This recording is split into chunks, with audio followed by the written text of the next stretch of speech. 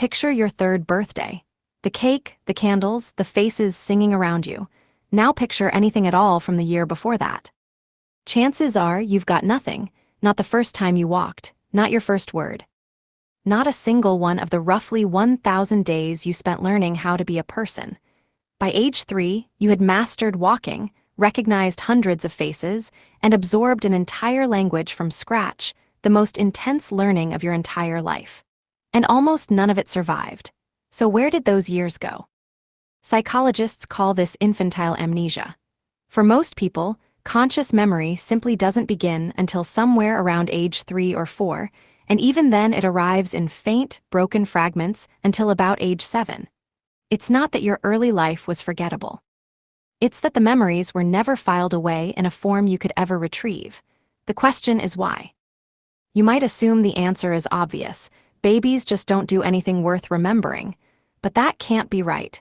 Infancy is packed with firsts, and many are deeply emotional, exactly the kind of events that should stick. The real explanation is stranger, and it isn't one reason. It's several, all colliding at once. Start with the brain's save button, a seahorse-shaped structure called the hippocampus. It's what stitches the sights, sounds, and feelings of a moment into a single long-term memory you can replay later. And in a newborn, it simply isn't finished. The circuits that bind an experience into a lasting record are still being wired. So early moments flicker through the brain and fade, like writing on a screen with no save function. Here's the strange part. The infant brain isn't just underbuilt, it's overactive.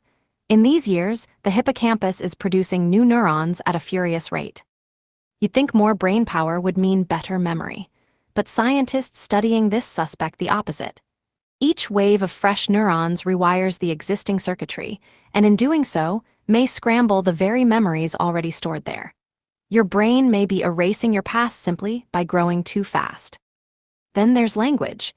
Before you had words, you had no way to package an experience into a story. No, I went to the beach and the water was cold. And memories without that narrative scaffolding are far harder to file and later find. It's no coincidence that our earliest memories tend to appear right as language takes off.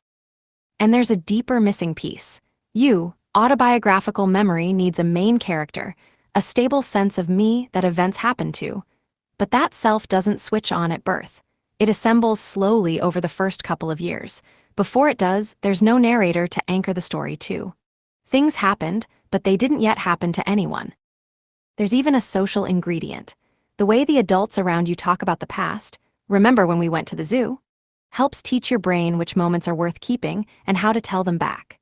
Children whose families reminisce in rich detail tend to form earlier, sharper first memories. In fact, the average age of a person's earliest memory shifts from culture to culture, depending partly on how much a society dwells on the personal past. So are those years truly gone? Not entirely. The skills, the comfort, the fear of a loud noise, the shape of a parent's voice, those quietly persist as a different kind of memory, one without pictures or dates. And some scientists suspect the lost moments aren't erased at all, just locked in a vault your adult brain has no key to. The information may be in there, you simply can't reach it. Which leaves you in a curious position. The years that shaped you most, that taught you to trust, to speak, to love, are the very years you'll never consciously visit. You are, in a sense, built on a foundation you've never seen. So the next time you wish you could remember being small, take comfort in this. Even though you can't recall those days, in every word you speak and every face you know, you're still living inside them. Stay curious.